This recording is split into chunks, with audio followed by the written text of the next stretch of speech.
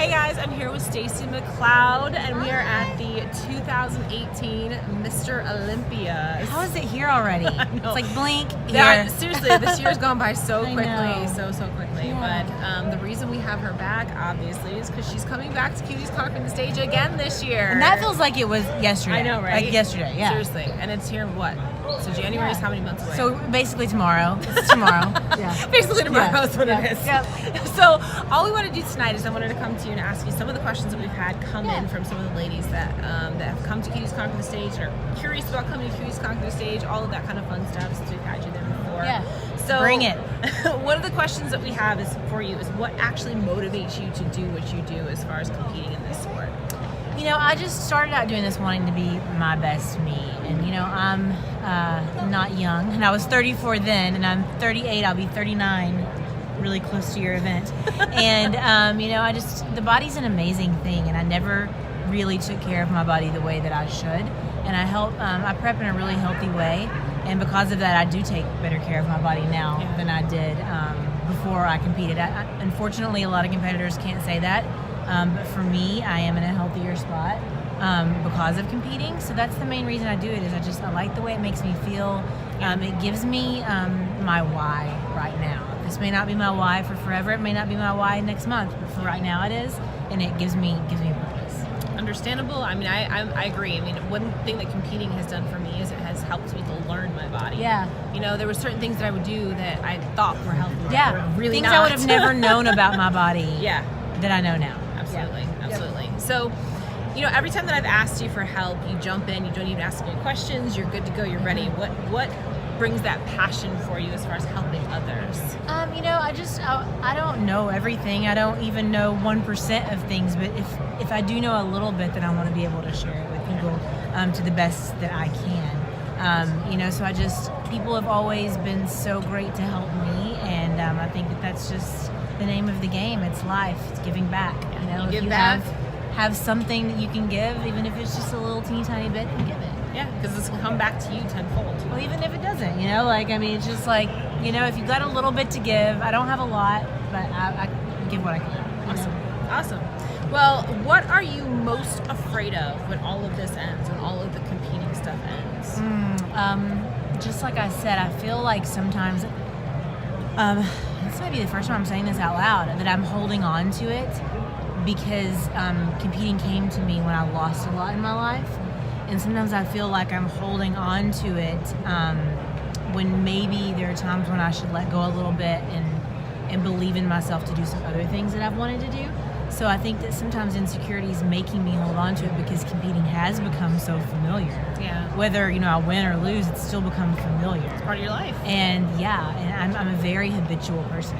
So I don't like change. So sometimes I have to ask myself when I'm doing this, why am I doing this? Why am I still doing this? Is it because I've become attached to it or because I want to still do that? And that's important that I ask myself that. But yeah, so. Okay. Yeah, it's just, I do worry, you know, like I worry that it's become so much of who I am.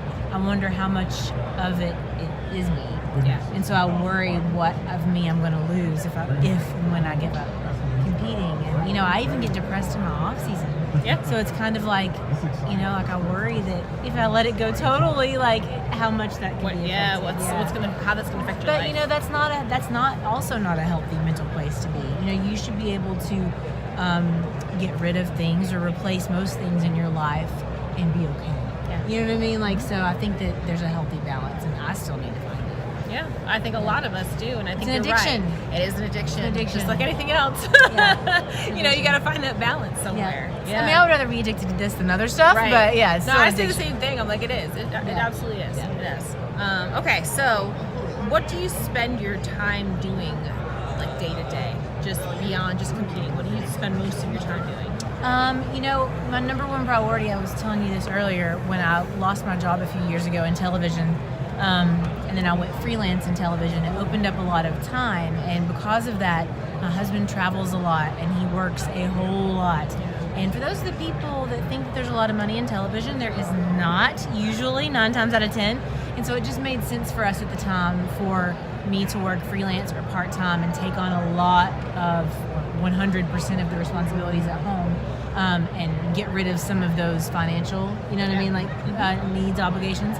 And so it ended up working out financially better. My husband traveled all the time. We have a dog that we treat like a child. I have two that are just 100%. Like that. Yep. So like it's literally like having a toddler. She comes first. Everything goes around, works around her.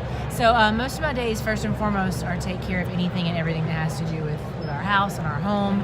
Anything to help my husband, so that when he was done working, 17 hours a day, he doesn't have to come home and do anything. But other than that, I am taking on a few lifestyle clients. So working on that, I have a sponsor, First Form, so I have several obligations with them, as well as a few other companies that I'm associated with. Okay. Yeah, and soon going to be training people in person in Vegas as well as soon as I get back. Awesome. Yep. Let's see. What one word would you say sums you up?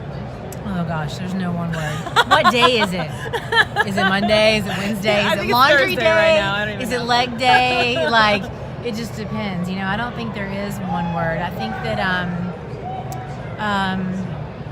gosh, one word. There really isn't one word. The word that I use all the time is consistency. That's the word that I use for myself all the time. I mean, if I think about myself, I overanalyze everything. I do that too. So, I mean, I guess if there were a word, that would be it. Overanalyzing. Yeah. Awesome. I like that. I like that. I don't can like that. it. It's bad. I do the same thing though. So which makes me kind of crazy. So crazy's a word too, I guess. There you go. Crazy works too. We're all a little bit nuts. Just a little bit. To be in this industry, we're all a little bit nuts. So you can start competing when? How old are you? 2014, 34. 34? And you're almost 39 now? Okay. If you could do it all again, knowing what you know now, what would you change? I would have done flexible dieting from day one. Yeah. So what did you start? Yeah. A meal plan. So I just started off with the whole meal plan bodybuilder, you know what I mean? Like right off the bat, calories pretty low. I mean, it wasn't miserable. I told the girl that I was working with from the get-go, I'm never going to be a cardio bunny, or I'm not going to enjoy it. Yeah. I'm never going to eat tilapia and asparagus at every meal, or I'm not going to enjoy it, and I want to enjoy the process.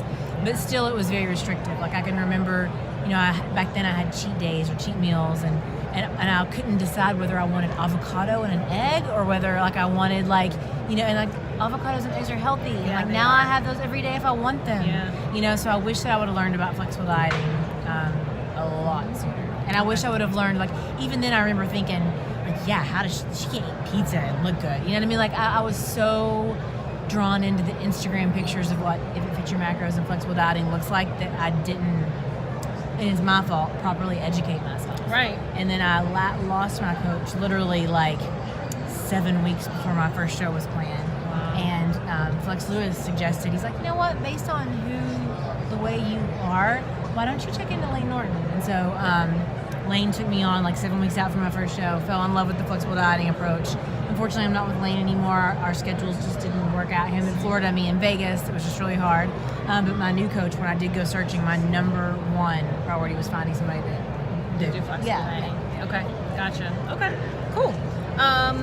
So you were at last year's Cuties Conference stage. Mm-hmm. What do you think made the biggest impact on you about that event?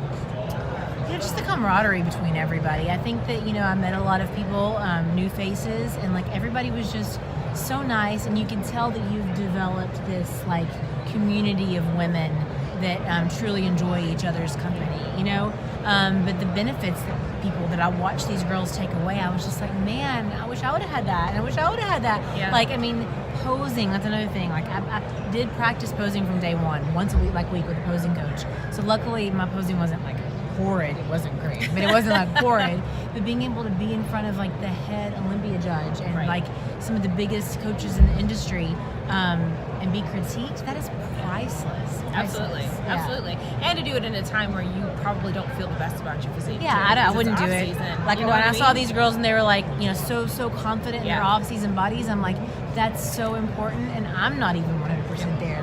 Go girl. And I think that for me is one of the biggest things, is it instills this confidence beyond just on stage confidence. Yeah. It's a confidence within forever. Yeah, that's really good.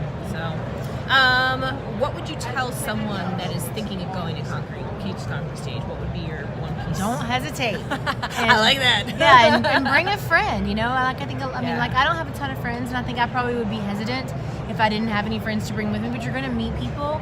So if you don't have any friends, don't worry about it. Come, go solo, or post on the page, hey, does anybody want to share a room? Let's get to know each other better.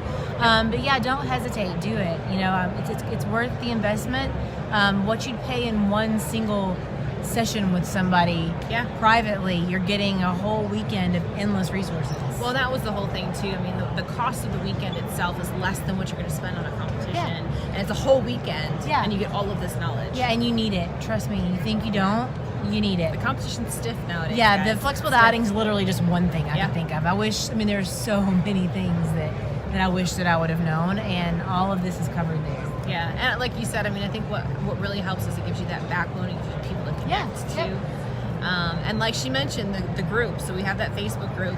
Get in there. You'll meet people before you actually get to the event. Yeah. That way you've got roommates, you know, all that kind of fun stuff too. So that is about it for right now. So thank you so much for taking the time. I look forward out. to being. Appreciate it. I know tomorrow's a big day for you. So yeah, it's exciting. So this is a big deal. So gotta go get back to my table. Yes, to go back to your table. Say hello to all your fans, and we'll be rooting for you tomorrow. See you guys soon. Thanks, guys. See you in January. Thanks.